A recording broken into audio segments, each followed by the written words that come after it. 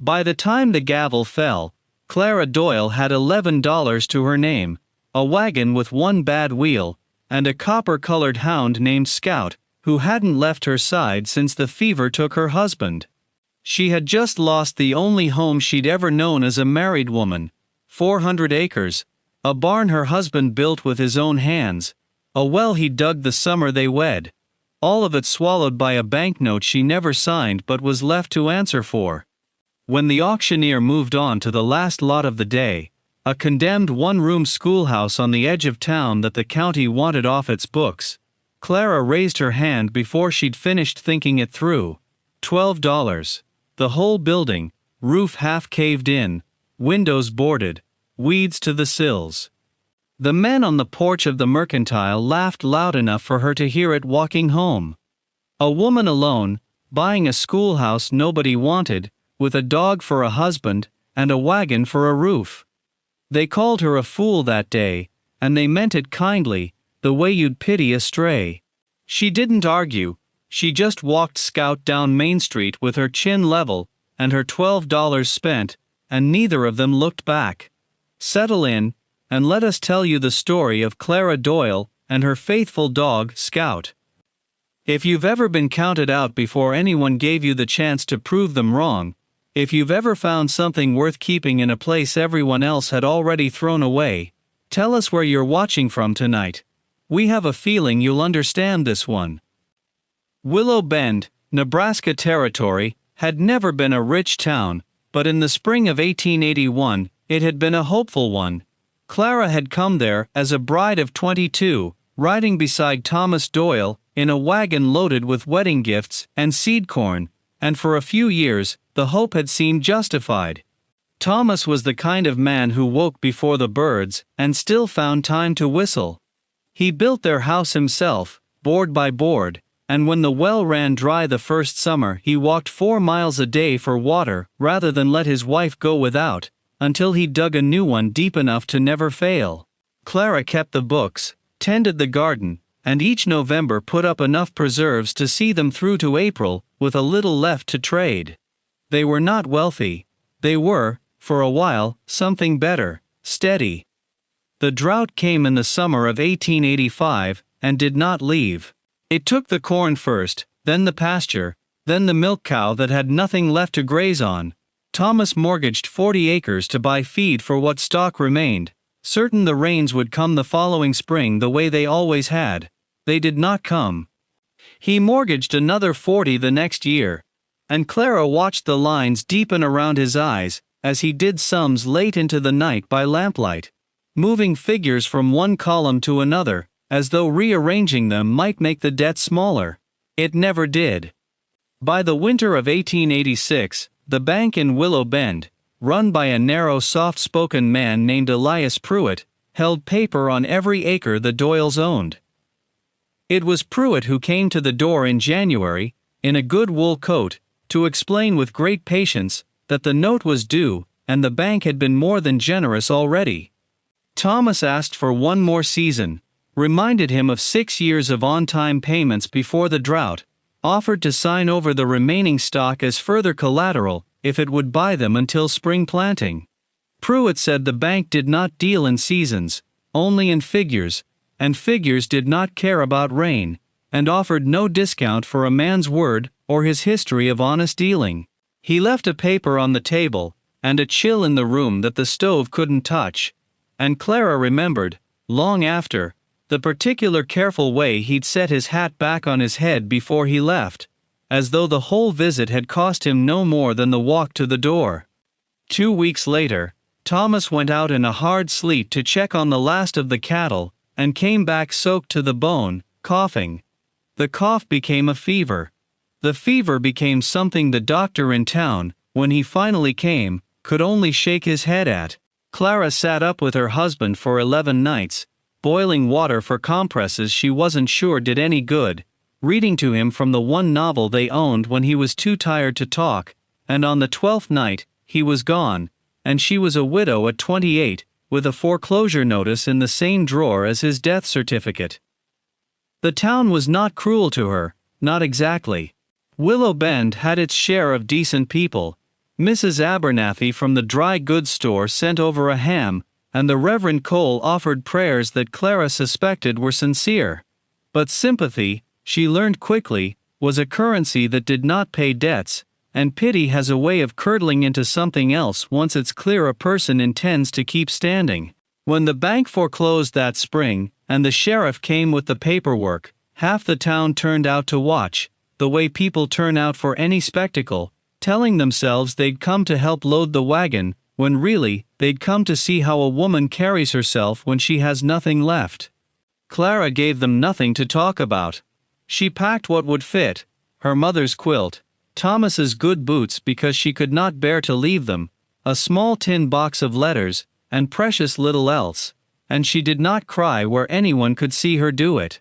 Scout, who had been Thomas's dog first, and hers second, and was now entirely and completely hers, rode in the back of the wagon with his chin on the tailgate, watching the house shrink behind them, as though he understood exactly what was being left. Scout had been a wedding gift, of all things, a rust-colored pup Thomas brought home in a feed sack the spring after they married, half-grown and gangly, with paws too big for the rest of him. He'd grown into a dog, with a hound's patient nose, and a shepherd's watchful loyalty, and over 6 years, he had learned the rhythms of the Doyle household so thoroughly, that Clara sometimes swore he understood English better than some of the field hands Thomas had hired at harvest. He had lain at the foot of Thomas's sickbed, those last 11 nights, without being asked, refusing food, refusing even Clara's coaxing, until the morning Thomas didn't wake, and Scout let out a single, low sound, that Clara had never heard from him before, or since. Not quite a whine, not quite a howl, but something in between that she felt in her own chest for weeks afterward. She used to wonder, in the raw days right after, whether a dog could carry grief the way a person could. She would come to understand, before that year was through, that Scout carried a great many things she hadn't yet learned to notice. The 2 nights she and Scout camped at the edge of town were the coldest of Clara's life, and not on account of the weather. She had never in her 28 years been without a roof of some kind over her head, without a plan for the next morning already half formed the night before, and the sheer flatness of having neither frightened her more than the debt ever had. She kept a small fire going more for the light than the warmth, and Scout kept himself pressed against her side through both nights, an anchor of solid, breathing warmth in a world that had gone abruptly and frighteningly open. It was on the second of those nights, staring up at more stars than she'd ever bothered to count, that she made herself a quiet promise: whatever came next, she would not let Willow Bend's opinion of her decide who she was going to be. It was a promise easier made under starlight than kept in daylight, but she meant it all the same, and it was that promise, more than any $12, that carried her to the county clerk's notice board 3 mornings later. She had $11 from selling what furniture the bank didn't claim as collateral, a few coins Thomas had kept in his boot for emergencies, that she'd found while packing, and no earthly idea where a widow with a dog and a wagon was meant to go next. She spent 2 nights camped at the edge of town, telling herself she'd decide something in the morning, and each morning, she decided nothing at all, because there was nothing to decide toward. It was on the 3rd day, wandering into town for flour she could barely afford, that she saw the notice pinned outside the county clerk's office: an auction, that Saturday, of surplus county property, including the old Willow Bend schoolhouse, condemned for structural concerns, to be sold as is, to the highest bidder. She had gone to that little schoolhouse once, years before, to vote on a bond measure Thomas cared about, and she remembered it as a modest, decent building, 1 room, a bell that no longer rang true, a good stone foundation even then. It had been closed 3 years now, ever since the county built a newer school closer to the depot, and in that time, the roof had begun to fail, and the windows had been boarded against vandals. Everyone in Willow Bend considered it a wreck not worth the lumber in its walls. But a roof, Clara thought, standing there with her flour sack, and her last few coins, was a roof. Wreck or not, and a woman with nowhere else to sleep could not afford to be particular about the difference between a home and a building that might one day become one. Saturday came cold and bright. Clara stood at the back of the small crowd gathered outside the county office, Scout pressed against her leg, and watched 3 farms, a livery stable, and a stretch of grazing land get auctioned off to men who nodded and signed and walked away richer. When the auctioneer finally called the Schoolhouse, last lot of the day, sold as is, county assumes no liability for condition, nobody bid. Nobody wanted a condemned building with a caved roof and rumors of rot in the foundation, not when good farmland had just gone for less than it was worth. The auctioneer was ready to move on. Clara raised her hand. $12, she said, and her voice did not shake, even though her hands, hidden in her skirts, very much did. There was a pause, a ripple of surprised laughter, and then the gavel, because nobody else in Willow Bend wanted what she'd just bought. She heard the whispers before she'd even signed the paper. A widow woman, buying a wreck nobody else would touch, with nothing but a dog for protection, and no husband to tell her better. Some said grief had addled her sense. Some said she meant to sell the lumber and pocket the difference, which showed they didn't understand the math any better than they understood her. Clara let them talk. She had learned, in the space of one winter, that a person could survive being laughed at far more easily than they could survive having nowhere to sleep, and she intended to survive. The schoolhouse smelled of dust and old pine and the particular staleness of a room that has been shut against the world for 3 years. Clara pried the boards from the windows herself, one by one, prying nails that shrieked with rust, and let the afternoon light pour in across a floor thick with grime and the husks of dead flies. The single room was smaller than she remembered. One wall of slate chalkboard gone gray with age, a rusted stove in the corner, rows of empty pegs where children's coats had once hung. The roof sagged badly over the north corner where rain had gotten in, and the whole building carried the tired, patient look of something waiting to be either torn down or given a reason to keep standing. Scout did not wait for the light. He went in ahead of her, nose low, moving along the walls with the unhurried thoroughness of a dog who has decided a place needs inspecting before it can be trusted. Clara watched him with a small, tired fondness. She had come to rely on those inspections in the months since Thomas died, the way Scout's calm told her a room was safe before she let herself believe it. But that first evening, sweeping glass and old leaves toward the door, she noticed he had not gone calm at all. He stood beneath the north corner of the room, directly under the sagging patch of roof, ears up, tail low and still, staring at the rafters as though something up there had spoken to him. "There's nothing up there but rot, Scout," she told him, and went back to sweeping. He did not move. When she finally called him to supper, a thin soup, and the last of the cornbread, he came, but reluctantly, throwing one last look over his shoulder at the shadowed beams above the chalkboard wall. He returned to that corner every day after. Clara noticed it the way you notice a habit before you understand it. Scout finishing his rounds of the yard, then trotting straight back inside to sit beneath the rafters, sometimes for the better part of an hour, sometimes whining low in his throat, a sound she'd only ever heard him make once before, the night Thomas took his final breath. It unsettled her more than she wanted to admit. A dog does not mourn dust and old lumber. Some evenings, he would rise up on his hind legs, front paws braced against the wall beneath the beam, scratching gently at the plaster, as though he might dig his way up to whatever had caught his attention, if she would only let him try. Other times, he simply sat, utterly still, ears pricked toward the ceiling with an intensity that made the small hairs on Clara's arms rise in sympathy, even though she could see nothing up there but shadow. Something about that corner of the schoolhouse had Scout's full and undivided attention, and Clara, who had learned to trust him with her life more than once on the empty roads since Thomas's death, decided it was past time she trusted him with this too. She would look back on that week, later, as the moment the story she thought she was living quietly became a different one entirely. Though she had no way of knowing, that first evening with the ladder propped against the wall, just how far that difference would reach, or how many people in Willow Bend it would eventually touch. She fetched Thomas's old ladder from the wagon, propped it beneath the rafters, and climbed up into air thick with dust and the smell of aged wood, cobwebs brushing her face like something reaching for her. Scout paced below, watching, and when she called down that she couldn't see anything but beams and shadow, he barked once, sharp and certain, and pawed at the base of the ladder as if to say, "Higher."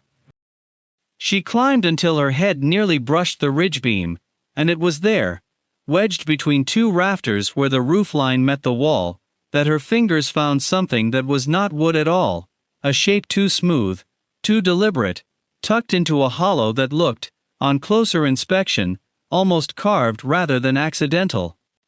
It took her the better part of 20 minutes, working half blind by feel and the last of the daylight, to work the object free, without bringing the rest of the ceiling down with it. When it finally came loose, she nearly dropped it in surprise. A small tin document box, rusted at the seams, but intact, heavier than its size suggested, wrapped in what had once been oilcloth and was now little more than brittle scraps. She climbed down slowly, box tucked against her chest, and Scout met her at the bottom of the ladder with his tail finally moving, circling her twice before sitting square in front of her, watching the box in her hands with an intensity that made the hair on her arms rise. The latch was rusted shut, and it took a flathead and a good deal of patience to work it open at her small kitchen table that night, lamp burning low, Scout's chin resting on her knee the entire time, as though he too were waiting to see what he'd found. Inside, protected somewhat by the oilcloth, were papers. Old, foxed at the edges, the ink faded to sepia but still legible. A land survey. A handwritten ledger of names and figures that meant nothing to her at first glance. And beneath those, folded separately, and sealed with wax that had cracked but not entirely failed, a letter addressed simply to, "Whoever finds this, in good faith." Clara read it twice before she trusted herself to understand it. It was written in 1858, more than 25 years before, by a man named Josiah Hale, the schoolhouse's original builder, and, according to the letter, the man who had first surveyed and platted the land that would eventually become Willow Bend itself. Hale wrote of a dispute with his business partner over mineral rights on a parcel of land just north of town, a dispute he feared would be settled by lawyers and money rather than justice. He had hidden the original survey and a notarized letter establishing his claim inside the schoolhouse he'd helped build, trusting that a building meant to educate children would outlast any courtroom trick, and meaning to retrieve it once the dispute settled. The final line of the letter, written in a hand grown shaky, noted that Hale had fallen gravely ill, and feared he would not live to reclaim what he'd hidden, and asked whoever found it to see that the land was returned to whoever could prove rightful ownership by the survey enclosed. Clara sat with that letter a long while, the lamp guttering low, Scout's warm weight against her leg the only steady thing in the room. The ledger beneath it, she realized on a second pass, was not a list of debts at all, but a careful accounting of the schoolhouse's own construction. Lumber bought, hours logged, names of the men who'd raised its walls, Josiah Hale's own name appearing again and again, in a hand that grew steadier with pride, the further the building came along. He had loved this place, she understood, in the particular way a man loves something he built with his own two hands, and it was that love, more than fear alone, that had made him trust it with a secret he couldn't trust to anyone living. She did not yet understand what the land in question was worth, or to whom, or why a man would hide legal papers in a schoolhouse rafter rather than a bank vault. But she understood enough to know that whatever Josiah Hale had been afraid of in 1858, it had likely never been resolved, and that a secret hidden that carefully, for that long, was not the kind of thing polite conversation over the mercantile counter should ever be trusted with. Scout, as if he understood the gravity of it too, did not leave her side once that whole evening, and when she finally blew out the lamp and lay down, he settled himself across the foot of her bed, rather than his usual spot by the door, an unspoken watch she was grateful for more than she said aloud. She wrapped the papers back in what remained of the oilcloth, tucked the tin box beneath a loose floorboard beneath her bed, and did not tell a living soul. But Willow Bend was a small town, and small towns notice when a lamp burns late in a schoolhouse window 3 nights running, and they notice, too, when a woman who has nothing suddenly starts asking careful questions at the county clerk's office about old land surveys and mineral rights north of town. It would not stay a secret for long, and there was a bigger reason yet coming, for why that mattered more than Clara could have guessed on that quiet, lamplit night, one that would arrive at her door within the week, wearing a good wool coat and a banker's patient smile. Elias Pruitt came to the schoolhouse on a Tuesday, driving a buggy far too fine for the rutted road, and he came smiling in a way Clara had learned, from painful experience, to distrust. He admired the repairs she'd made, new boards over the worst of the roof, glass back in 2 windows, and remarked, almost offhand, that he'd heard she'd taken an interest in old county records lately. Clara said nothing to that, only offered him water she did not particularly want to spare, and watched Scout position himself, unbidden, directly between the banker's chair and the loose floorboard beneath her bed, as though he understood exactly what needed guarding, and had appointed himself to the job. It did not take Pruitt long to come to the point. He explained, in the same patient tone he'd used the winter he took Thomas's land, that the north parcel, the very land Josiah Hale had written of, the land Pruitt's own family had quietly held mineral claim to for 2 generations, was shortly to be sold to a railroad survey company for a considerable sum, on the strength of coal deposits found there the previous autumn. He explained that he had reason to believe certain old, invalid paperwork might have survived from the original townsite dispute, paperwork that could, in the wrong hands, cause needless legal delay. He would, he said, be willing to pay handsomely, $50, more than 4 times what she'd paid for the whole schoolhouse, for anything of that nature Clara might happen to have come across in her renovations. He said it kindly. He said it the way a man says something when he already believes the answer will be yes. Clara told him, just as kindly, that she'd found nothing but dust and dead leaves, and Scout, sitting square between the banker and the bed, gave a low steady growl that ended the visit rather more quickly than the conversation otherwise might have. It was a sound she'd heard him make perhaps twice in his whole life, both times at strangers who meant her genuine harm, and she trusted that instinct in him more than she trusted anything Pruitt had said across her own kitchen table. Pruitt left with his smile gone thin at the edges, and Clara understood, watching his buggy roll back toward town, that she had just made herself an enemy with considerably more money and considerably fewer scruples than she had. She did not sleep easily that night, turning over everything she now understood about why a mild-mannered banker would ride 12 miles out to a condemned schoolhouse just to ask, so casually, about old paperwork nobody else in Willow Bend had ever cared to mention. Whatever Josiah Hale had hidden in that rafter 30 years before, it was clear now that the danger he'd feared in 1858 had never gone away. It had simply been waiting, patient as rust, for someone to come looking. And Clara was about to learn exactly how far a man like Elias Pruitt would go to keep it buried. He came at the truth sideways after that, the way men like Pruitt always did. Within a week, notices appeared that the county was reviewing the validity of the schoolhouse sale on a technicality regarding the auction's posting, a technicality, Clara would later learn, that existed nowhere in the actual county code until Pruitt's own lawyer invented it. She was informed she might be required to vacate pending review. Whispers moved through town that she'd been seen digging through old land records with something to hide, that perhaps grief had turned to greed, that perhaps the widow Doyle wasn't so pitiable after all. Perhaps she was scheming. It was a cruel, familiar kind of unfairness. The very people who'd called her a fool for buying a wreck were now half convinced she'd swindled something valuable out from under them, and neither version had ever bothered to ask her the truth. It was Scout, in the end, who bought her the time she needed to fight back properly. 2 nights after the vacate notice arrived, Clara woke to low, insistent barking from the front room. Not the bark he gave at raccoons or passing wagons, but the same sharp, certain warning he'd given her at the base of the ladder weeks before. Her heart was in her throat before her feet had even found the floor.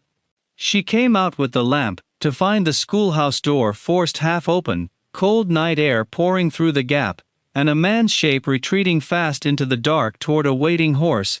Scout planted square in the doorway between Clara and the night, hackles raised, a low continuous growl rolling out of him that she felt more than heard, having clearly done exactly enough to make an intruder think twice about finishing the job. She knelt and ran her hands over him in the lamplight, checking for any sign he'd been struck or hurt in the scuffle, and found nothing but a dog trembling with the effort of having stood his ground. Trembling, she realized with a fierce rush of gratitude, not from fear, but from the sheer will it had taken to hold that doorway alone. Nothing was taken. The floorboard and its tin box were undisturbed, but the message was plain enough. Someone had grown impatient waiting for Pruitt's paperwork tricks to work, and Clara understood, sitting on the cold floor with her arms around her dog's neck until both their hearts slowed, that she could not afford to wait any longer either. Clara did not wait for a second visit. The next morning, papers in hand, she rode to the county seat, 12 miles distant, and sought out Judge Harmon Reyes, a circuit judge known even in Willow Bend, for a stubborn, old-fashioned insistence on doing things by the letter of the law, rather than the convenience of whoever asked loudest. She laid Josiah Hale's letter and the original 1858 survey on his desk, and told him plainly what had happened. The vacate notice, built on a technicality invented after the fact. The $50 offer for paperwork she was told didn't exist. The man in the dark trying her door. Judge Reyes read the letter twice, examined the survey against the county's own oldest records, which confirmed every detail Hale had written, and by that afternoon, had not only thrown out the schoolhouse's bogus review, but issued a summons for Elias Pruitt to explain, under oath, exactly what his family's claim to the North Parcel had actually rested on for the past 25 years. It rested, as it turned out, on nothing at all. Pruitt's grandfather had filed a mineral claim on the North Parcel in 1859, 1 full year after Josiah Hale's original, legally notarized survey had already established the land's boundaries and ownership under a different name entirely. A name belonging to the family of Hale's old business partner, whom Hale had, in the end, tried to protect rather than cheat. The railroad's survey money, the coal rights, the whole quiet fortune Pruitt had spent 2 generations building his town standing on, sat on a foundation that Hale's hidden letter proved was never his family's to claim.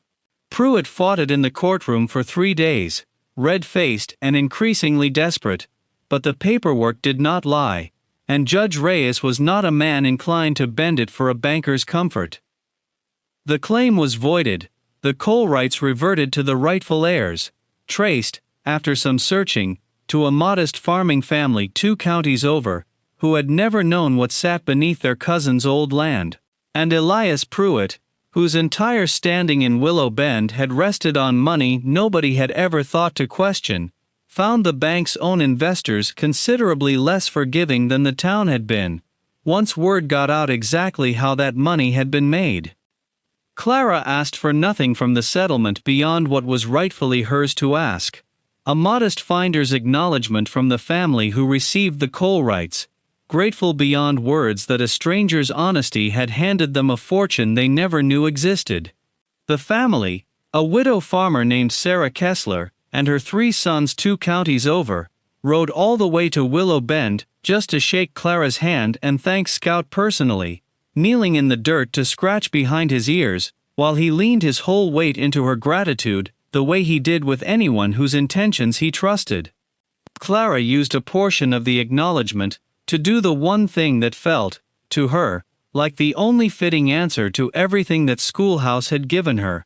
She rebuilt it properly, roof and all, new glass in every window, the old bell recast so it rang true again for the first time in years, and reopened it not as her home, but as what it had always been meant to be, a school, this time with enough set aside to cover 2 years of a teacher's salary, so no family in Willow Bend would have to choose between schooling and survival, the way so many, including her own family once, nearly had.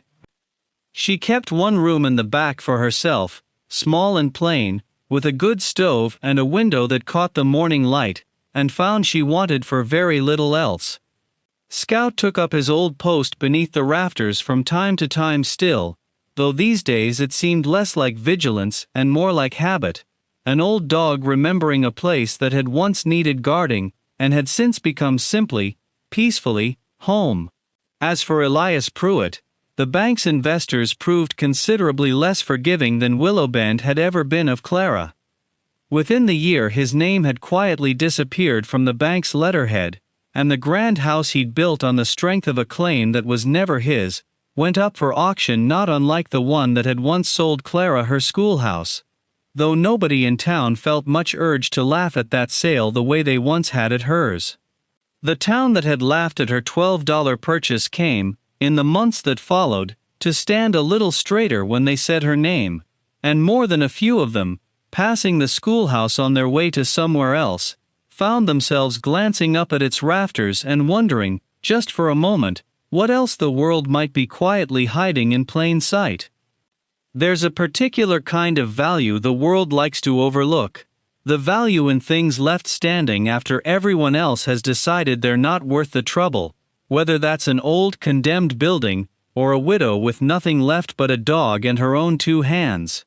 Clara Doyle didn't buy a schoolhouse because she saw treasure hidden in the rafters. She bought it because it was a roof.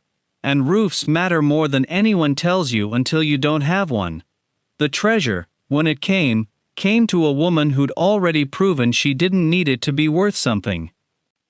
So we'll leave you with the same question Clara might have asked herself, climbing down that ladder with dust in her hair and history in her hands. If you found a hidden piece of the past, tucked away and forgotten by everyone but the one soul loyal enough to go looking for it, would you keep it quiet, or would you share what you found? Tell us in the comments below. Until next time, stay close.